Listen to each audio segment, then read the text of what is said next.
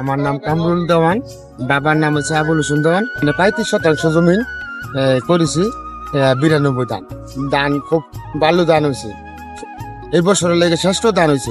কি জাতের ধান রোপণ করছেন?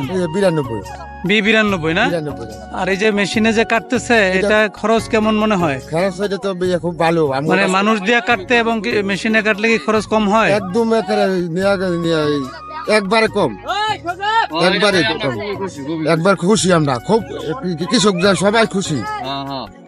আচ্ছা, ধন্যবাদ আপনাকে। এই কাজ করতে সুবিধা হচ্ছে? এখন বাড়িতে যেহেতু ধান যাচ্ছে না, মানে এইখানে এগুলা কাটা হচ্ছে, একসাথে আপনারা আটিগুলা পাচ্ছেন এবং ধানগুলো আলাদা করছে, এতে করে কাজের পরিমাণও কমে গেছে না? বলেন, আপনি কিছু বলেন দর্শকদেরকে।